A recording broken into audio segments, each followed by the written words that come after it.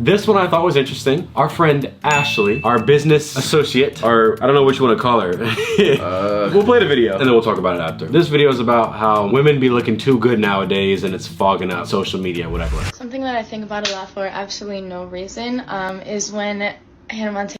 Bro, we as men are overexposed to baddies. Like, this is not normal. Look at that girl. Like, look at how many girls as attractive I've seen as her on my For You page. Like, we are overexposed. It doesn't even make sense. Because there's not this, like, we think now the world is just like baddies. Every girl's a baddie. No. Like, she's one, and then there's like one far away, and another one far away, and another one somewhere in Abu Dhabi. And they're making these videos, and we think they're everywhere. They're not everywhere. I think we need to see as men it is for what it is. Just beautiful women, like a beautiful sunset. But we cannot fall in love, like have feelings just because of their beauty. Remember this. Is she acting on her emotions or is she acting on her values? So initially I watched that, and of course we know Ashley. I remember I was a senior in college, went on my Instagram and I saw this girl at Temple University. I looked at her, I said, that is the most mathematically good looking face I've ever seen. I think you showed it to me and I was like, how many followers she have? She's gotta have like 100K. 4,000, that's it? I was like, oh, they ain't making them like this. I hit her up, we ended up being cool. She was in a handful of videos. I would agree with this guy, and this goes for men and women. There are so many attractive men and women constantly being shown to us, and our brain isn't able to distinguish, like, this is a phone, this is not really reality. So our monkey brain sees all these beautiful creatures and it starts to mess up what we think what a normal woman looks like. Kind of goes hand in hand with porn in the sense of like people that watch that too much can only objectify women and they can't even interact with them, or they just look at them for what they are, like physically. What are the percentages of these Ashleys or baddies, whatever you want to call them, in your local hometown or where you really just be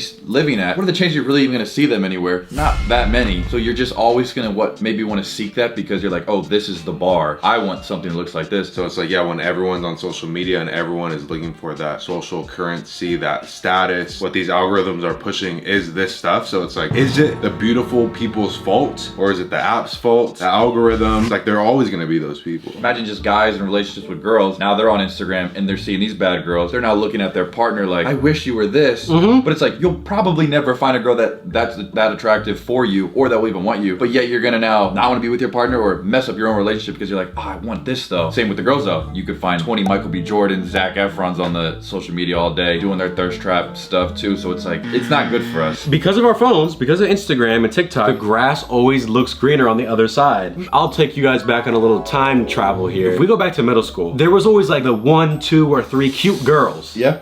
There wasn't 100 cute girls in your grade.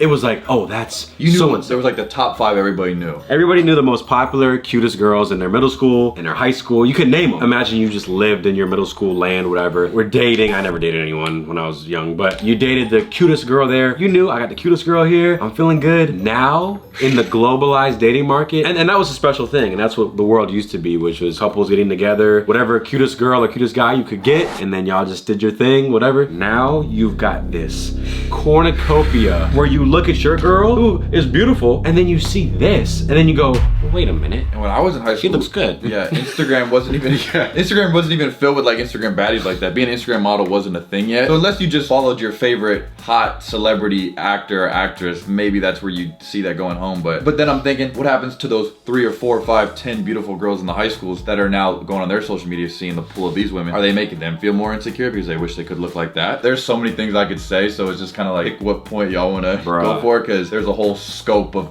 very bad things this is doing to us. It's not the girl's fault. It's just, well, can it be the girl's fault or the guy's fault if they're insinuating something when they're posting it? I mean, like, because you can post like a video and then it could be a sexual undertone of the dance or something. And they're only doing that because they want an ego boost and they want exactly what they're gonna get, which is attention, validation, likes. And imagine if you're the one in your entire town, state, whatever, you're like, you know you're bad, you're showing it off. You want to reach as many people, and like, come see how pretty I am. I think this is close to porn. I don't know. know. Like it's Yeah. just because like there's women on my explore page that don't even need to be in a bikini, but their face. Oh my God. I'm like, I need to see more of this. And then you see 100 of those, and I'm like, wait, what is my head? What is this doing to my head? And I don't even know the effect because I'm not upset. I'm not looking for that, but I'm like, this is a very attractive person. I could look at this all day. Yeah, it's like the first time I traveled or left my hometown or my state. I went to, for example, New York, and I was like, wow, like there's a whole new world. It's like the same sort of concept where it's like the moment you jump on social media, it's not just your school friends anymore. It's not just your hometown down the block friends. It's like you get to see people you never seen,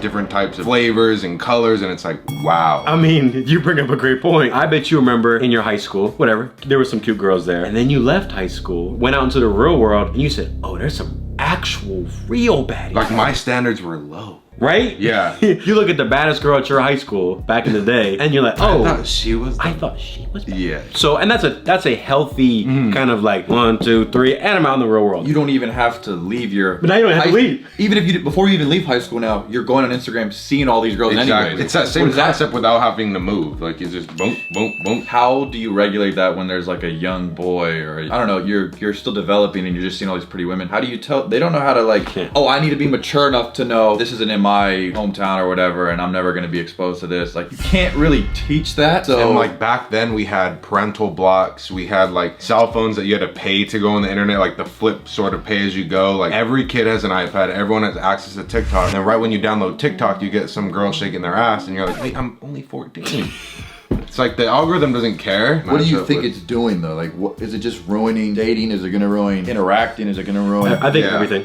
Dating, current relationships. Current relationships, Yeah. everyone's relationships, marriage rates are going to plummet, and I don't think they'll ever come back up. Yeah. and you're seeing them in these HD videos where you feel like you're connecting with them, or you feel like, oh, she's shaking that ass for me. The thing is like what you watch feels real, especially to the Yep. viewers, and Well- it's believable, but behind the camera you don't know what these creators are doing. When I go to the movies, I get sucked into this entertainment, visual, audio experience. And then when the lights turn on, I walk outside and it's bright. I'm like, wait, where am I? But for that entire period, I was emotionally moved and felt something. You see the pretty girl, you see that, you're feeling something. And your subconscious brain doesn't understand the difference between your phone and reality. Correct. So when you watch Prawn, it thinks you're actually doing the like activity. experiencing that, yeah. That's why I remember, like, for the past 40 years, everybody that said that they filmed or worked with Sylvester Stallone, they'd be like, keep it up, champ. And they're like, wait, he's not actually a boxing champion. But because he had this iconic role as a boxer, they know he's not a real boxer, but they can't distinguish it because of what you see and you know him for. So you're seeing these girls only in their best state, with the makeup, with the best clothes, with this, with that, with this. So then I think that's what she's like all the 24/7. Bro, I've fallen for this many times. Like where I see a girl and then I'm like, oh, she could be the one. Meet him in person and I'm like, These filters are getting good. I've been bamboozled. She doesn't have the personality that I thought she would,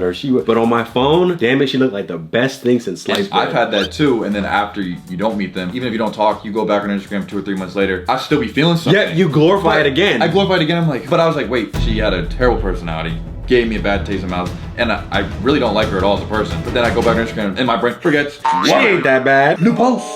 Like. My only tip is to just be careful and unplug if you can. Like there was a guy that wrote a book, 10 reasons to delete your social media right now. I feel like unless you are looking to find a wife or a relationship or whatever, there's no need to have an Instagram. There's no need to have any social media really. I think Instagram's a dating app. TikTok at this point is just mind numbing, numb. Well, what is social media even for anymore? Back then, like Instagram, you post just like landscape and things you're doing throughout the day. Oh, Your look at the food. fruit I'm eating today. Now it's everyone is like, is their own brand. You got to get the most likes. They're scared to post because of the judgment of the society and people that are online. What even is TikTok for? You don't need, it's literal just bubblegum for your brain. But it sucks same way YouTube and TikTok. You can learn things about money, how to save, how to do this, how to market, blah, blah. You can learn how to cook any type of food. But then you can also see a whole bunch of stuff that you shouldn't be seeing because it's just going to make you lose brain cells. But And you most can't- people do that. Yeah, most people do that. Like the apps are there for anybody. At the fact that anybody can hit upload. Do you think there needs to be like you have to fill out a background check and what's your reasoning for Certain using it? IQ. Why are you creating this content? What is the reason for it? Like, Well, now Twitter's unfiltered too, so like anyone's gonna be posted. well, yeah, and then Twitter doesn't censor what YouTube and Instagram does, where people post straight porn on Twitter. Yep, I opened my thing, I saw a dick going in someone's mouth. I said, not at 8 a.m. And I'm like, Twitter said, F it. We letting everything slide. Find different things to take up your time. And you just- learn a new hobby. Chubby or something.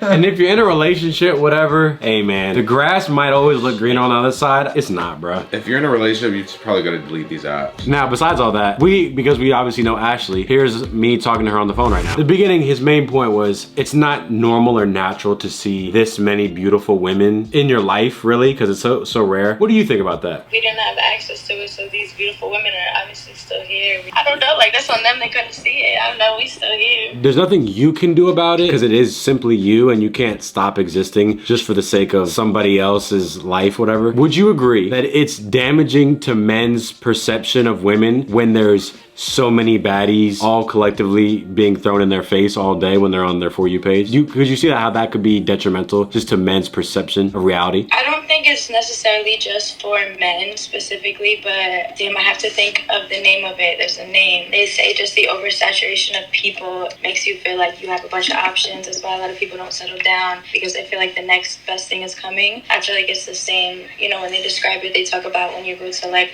a store and there's 100 different samples of jelly, like you're probably not going to try it. But if there's like one sample, the rest is going to overwhelm you, you know what I mean? Yeah, I completely agree with that. So what are you going to do? You're going to keep posting and causing men mental problems, or are you going to vanish? 100%, I'm going to keep posting. Perfect. Thank you for your input and have a great day. Thanks, you too.